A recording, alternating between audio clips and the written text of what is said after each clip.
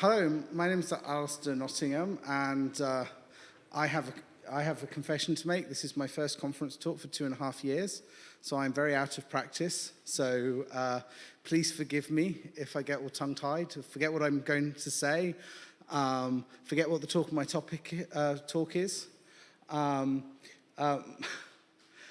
was going to say never allow marketing to submit a talk title for you, because I think this might be the longest talk subtitle for any talk at EclipseCon, maybe. But apparently I was on vacation when this needed to be submitted. Or actually I wasn't, but the people who were doing IBM planning for the conference were convinced I was on vacation, which was quite nice because it meant I had less email to deal with for a couple of weeks.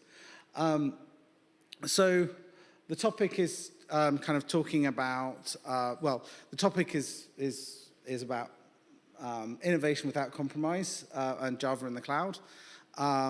But what I wanted to do is, rather than kind of talk about that, because I'm at EclipseCon, I wanted to talk a bit about how that relates to the Eclipse technology, because a lot of people who are here because they use Eclipse-based technology. I work for IBM. IBM has been involved in Eclipse since the beginning, but our focus has very much kind of shifted. My area in particular is on kind of runtime technologies rather than tooling, which is where Eclipse came from.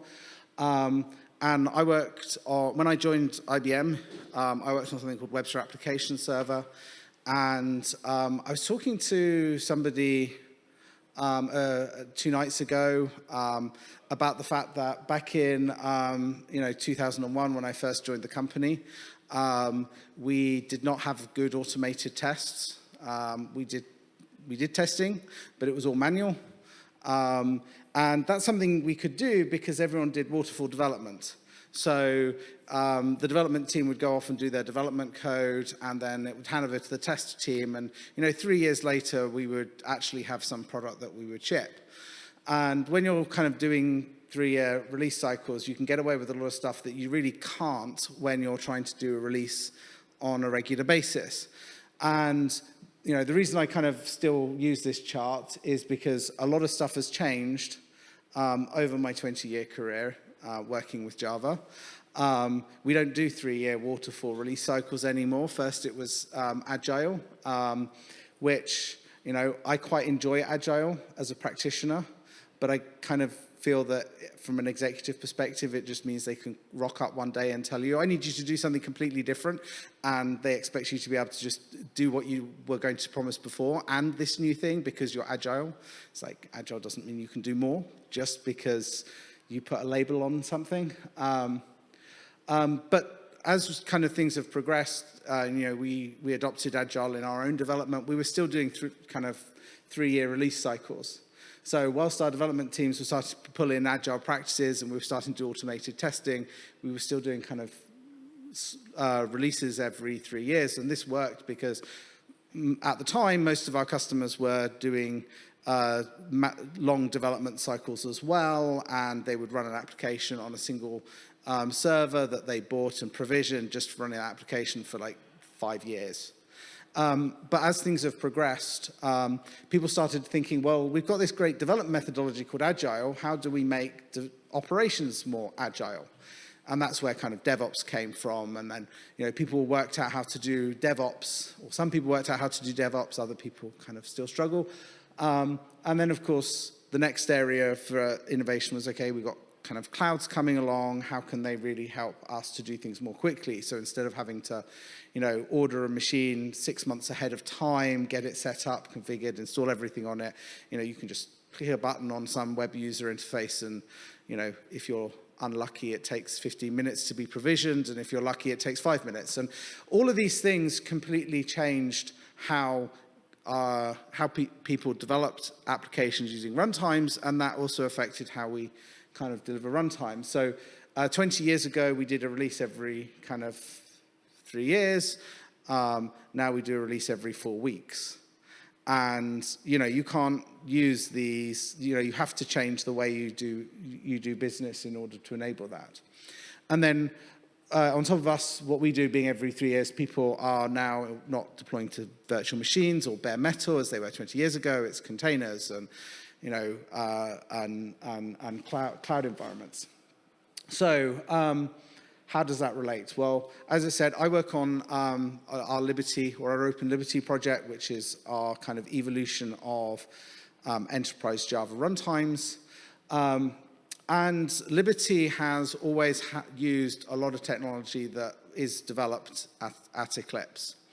So we're based on OSGI and the OSGI runtime. That gives us a lot of benefits. OSGI is now a working group at Eclipse, but Equinox is the implementation of kind of OSGI that we've used for a long time, which is a long-time Eclipse project. It's been here since Eclipse version 3, I think. I think that's when it first adopted OSGI. More recently, the MicroProfile project we set up with Red Hat and Payara, Tommy Tribe, and a few others to work out how to do Java EE in the cloud, because Java EE at the time wasn't very modern, it wasn't up to date. People were trying to solve a whole load of problems of how do they get into the cloud, and there was no solution for it. So we created MicroProfile to provide that solution, because at the time Java EE was stagnated. And then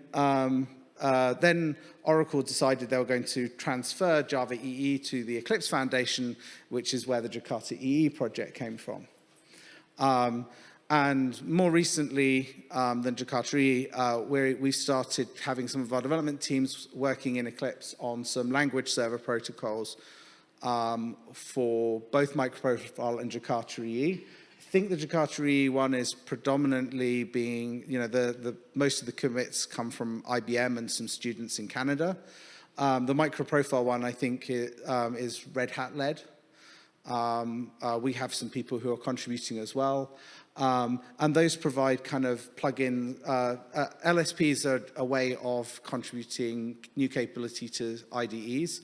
The nice thing about LSPs from my perspective is if I want to put tooling into VS Code, Eclipse, IntelliJ, I can use a language server and I can write the code that does all the smart kind of understanding of the programming model, and I can plug it into all 3 of them, as opposed to having to effectively write 3 different sets of tooling for each environment. So that's why we're particularly interested in this, because Jakata EE is new. The Eclipse Web Tools project doesn't have support for Jakata EE 9. It'll do 8 because it's the same as Java EE 8, but not Jakata EE 9. And by doing this, we can bring the same tooling to any IDE a developer wants to use, and people want to use more than just the Eclipse IDE. Oh, and we also use OpenJ9 as our JVM of choice, because it does a lot of good things for Java applications.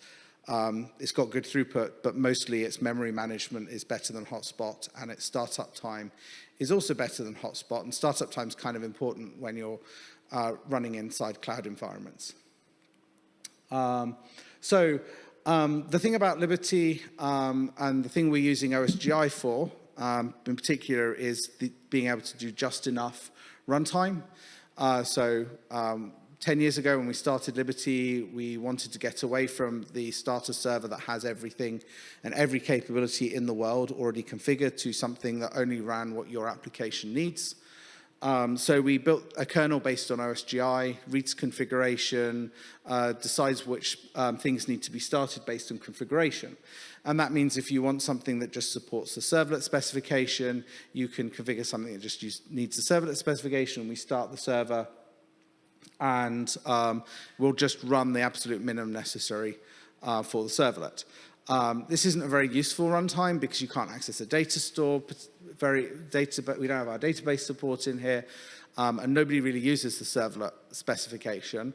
But it is kind of a lowest common denominator across most Java EE runtimes. They all start with servlet.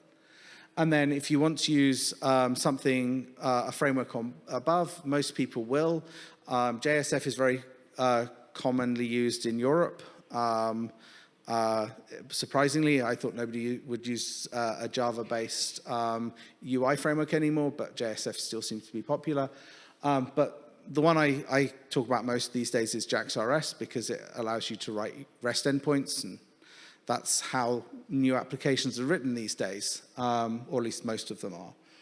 So when you want to use JAX-RS, you could either get a JAX-RS runtime off the web and download it and package it in your application, and then deploy it to something that supports servlet, like this. Or you can configure Liberty to run JAX-RS, and we pull in, this will be CXF, because this is an old chart, but with Jakata EE9, we're using REST Easy. If you pull in JAX-RS, we'll start the JAX-RS runtime, and we've worked to make it perform well with everything else in the runtime, so you'll get the best startup that's possible. Jakata EE 10 is just out, not yet a month, or is it a month ago now? Was it just over a month ago? We are working on implementing it. What you'll notice from this is that this is all the specifications in Jakata EE. We're implementing these in Liberty at the moment. It's not yet kind of final. We've not finalized our implementation. But one thing you'll notice over here is almost every specification has had an update, and we have 2 new ones. Although I don't actually know what Cloud Light 4 is. I think that might be CDI Light 4. But I blame the person I stole this chart from about 5 minutes before I walked in the room, which would be Emily right at the front here. Yeah, that should have been CDI Light 4, which is kind of a subset of the CDI, removing some of the features that you wouldn't use if you were doing kind of compile to native profiles.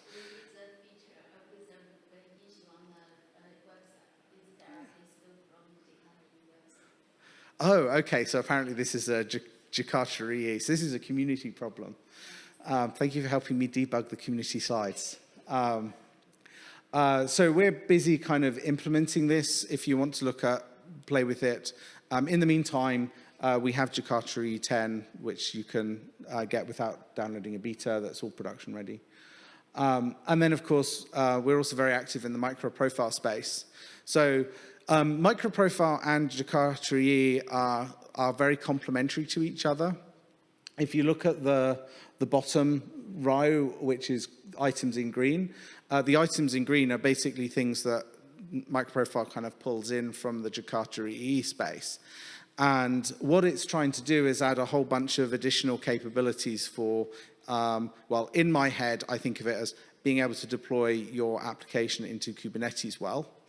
I don't know if that's how the MicroProfile community like to describe it, but it has features like MicroProfile Health. MicroProfile Health allows you to write some very simple Java code that will be invoked. You can get invoked when in Kubernetes startup liveness or readiness probe is triggered. So that allows you to tie into the Kubernetes lifecycle events when you deploy your application. MicroProfile config allows you to tie Kubernetes-based configuration into your runtime as well. And all of the different things are different aspects of writing kind of cloud-native applications. I don't like talking about Open API because I'm not a huge believer in Open API-driven API development. I'm a bit more of I'll write the code, thank you very much, and it can generate an Open API definition from it, which is probably not a good practice. But and then there's a fault tolerance specification. And then on the right-hand side, there's a bunch of standalone specifications that are also available. They're not part of the core MicroProfile, but they exist. And they allow you to do things like GraphQL. So if you're not familiar with GraphQL, it allows you to write queries over a pseudo REST interface. So instead of going and making a request for a resource and getting all the data of the resource back, you can basically make a query and only get back the data from the resource that you actually need. I think Facebook and some of other companies like that use GraphQL because otherwise you end up transferring a lot of data that isn't actually needed by your presentation layer. And then we've been working on the development tools. I mentioned them earlier, the LSPs for advising people on how to develop it. And we've coupled it with something we call Liberty Dev Mode. So Liberty Dev Mode is a Maven or Gradle plugin. You just run it, and when you make code changes to your application, it will automatically make the runtime reflect that. Compiles the code in the background, updates the runtime, and we also plug the MicroProfile and Jakarta EE LSP into our tools. So as you go and edit the code, you can make changes using the code suggestions and code lenses from that. So onto the kind of the stuff that more influenced the title is some of the stuff that we're doing between kind of Liberty and the OpenJ9 JVM in order to improve memory utilization and startup time. So the first thing I want to talk to is something we have just decided we're going to start referring to as the cloud compiler. And what this does is it takes the idea of the JIT that Java has. So Java has a JIT which analyzes your code and compiles it down to more efficient native kind of code that runs in the JVM. And it's always kind of running, trying to look for optimizations that it can do for your Java code. But this requires resources. It requires memory. It affects startup time. So what you'll quite often see with Java is your throughput after you start the server will be lower at the beginning and higher later on, because later on the JIT will have optimized the code better.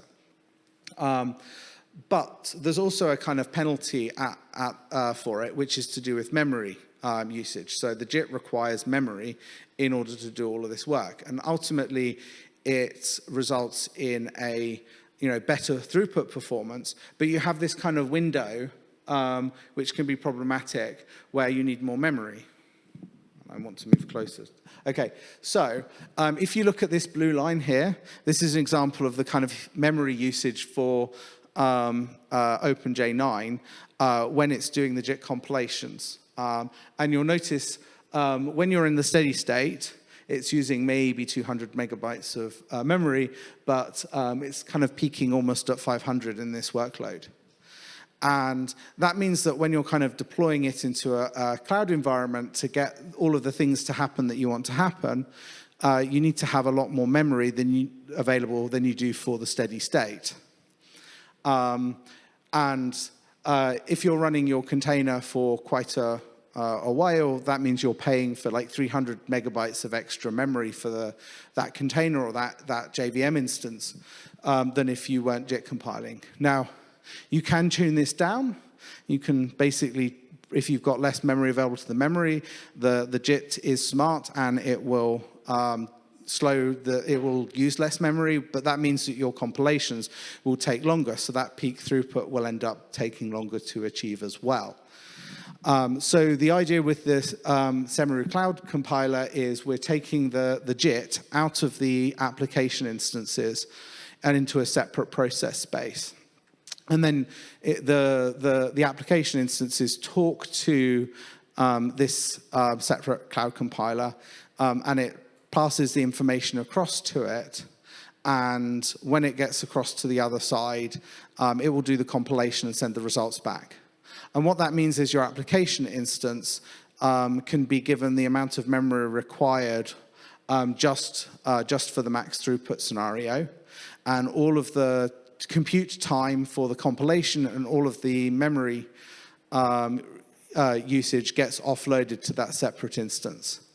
And I can't remember, I didn't grab the data for this, but we've taken a kind of one of our performance benchmarks where we have like a whole bunch of different microservices and set it up. And we managed to save something like 3 gigabytes of heap being allocated to the JVM by offloading the JIT compilation. So that's one thing that we've been working with the OpenJ9 community on and making use of. And the next thing is really kind of much newer, which is this thing we're referring to as instant on. So as people move applications to the cloud, one of the things that people get more and more focused on is startup time. Because if you have a really short startup time, it starts to open up the possibility that you can scale to 0. So if you look at workload, quite often your workload there'll be periods where you're not doing any processing, like maybe 90% of your users are only around kind of 9 till 5. And you don't want it to run after hours unless somebody needs it. But that only works if you've got to start fast ramp-up time. If your ramp-up time is going to take 1.5 minutes, that doesn't work because nobody's going to wait for a response for 1.5 minutes. Even 5 seconds for some people is basically useless. So one of the approaches to this has been kind of compiling your Java code to native using GraalVM. But there are some downsides to this, and we didn't really like some of those downsides. Like if you've got an existing application, that existing application will probably not compile down to native code. So we took a different approach, and we looked at something that Linux supports called checkpoint restore and user space. And what checkpoint restore and user space allows us to do is start the JVM, do all of the kind of initialization of the JVM, and then take a checkpoint. And then when we restore, we can restore the JVM from the checkpoint later. And that means if you look at the top one, the JVM startup and the app initialization, that can be pushed off into your build phase. And when you do the restore, we do some work at restore time because there are certain things that you don't want to persist after the restore. But that is much faster to do, and then you can start the application from that point. And you have a full JVM at that point, so any existing kind of application that existed, no matter how it was written, can continue to work without any code changes. One of the things we do in this kind of much faster startup zone is we reset the seeds for secure randoms. So if we didn't do that and you were restoring, you created your checkpoint and then you restored it, you did a restore. When you start the container, you might have 4 or 5 containers. They would all be using the same random seed, which is really not a good thing from a security perspective because that will affect how good the encryption is for any TLS connections you may have or any encryption you do. The way it works is we have the concept of taking the checkpoint. OpenJ9 supports you taking the checkpoint in any way you want, but for Liberty, we've kind of narrowed it down to 3 different periods, which is when Liberty runtime is finished initializing, when that deployment is when we've read all the application metadata, and then applications is when we've done the application initialization logic. So somebody I was speaking to last week about this said, well, what if you wanted to start this, do it after you've run, got all the JIT optimizations done? That's something we could do, we just haven't enabled it, it's kind of baby steps. And the reason we have the kind of applications versus deployment phase is one of the things a lot of older applications do is that in their application initialization logic, they start loading data from databases. And if you happen to have your build environment connected to a non-production database, then all of that data that you might load would be completely and utterly useless because it's not real data, it's test data.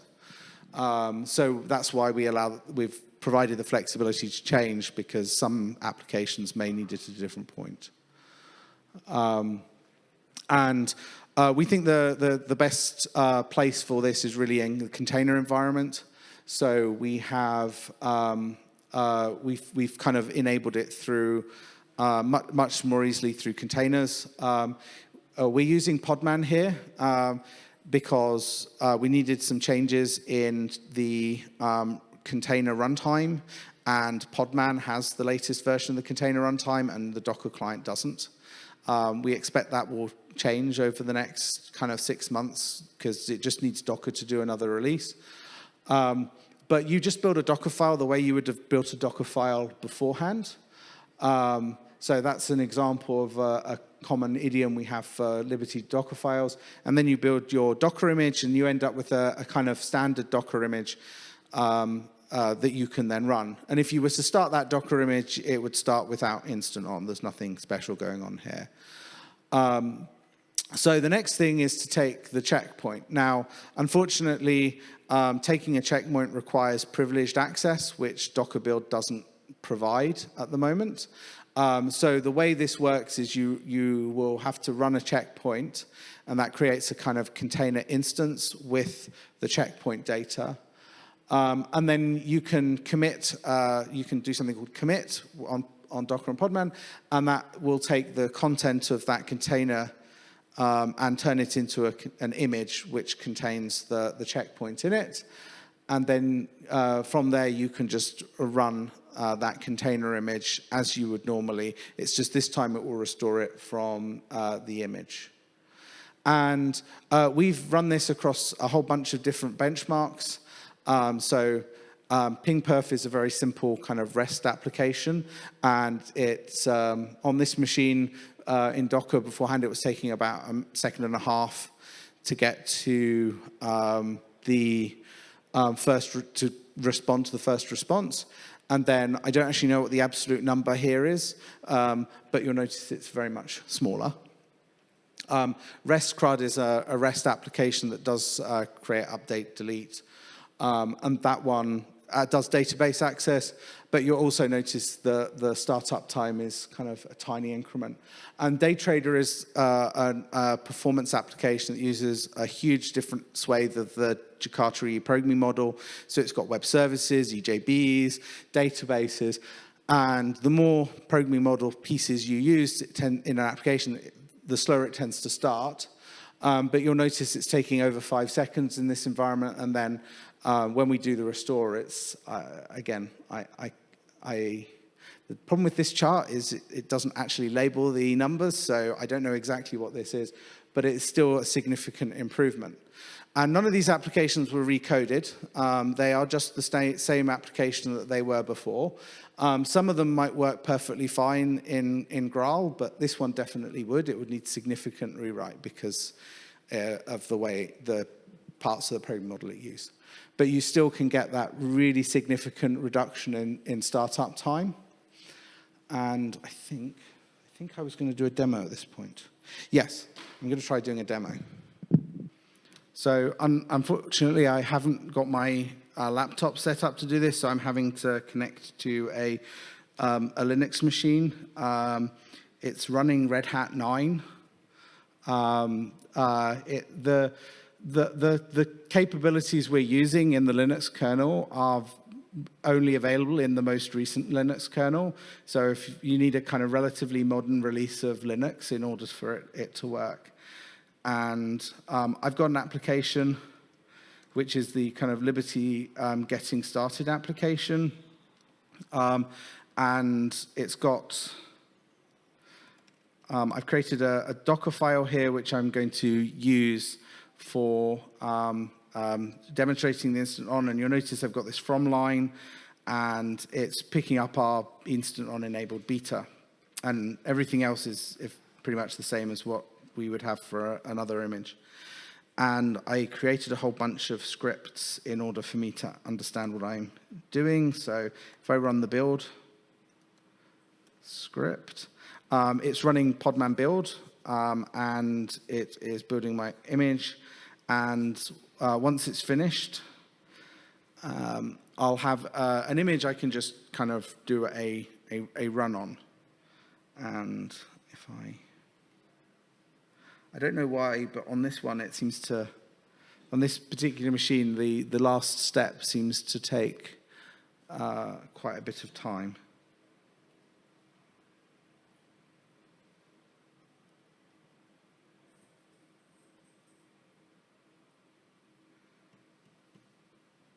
There we go. Okay, so I now have the image, and if I were to do podman run of the image, you'll see it kind of starts the application. I've not done anything here, but it will come. No, that's not what I'm looking for.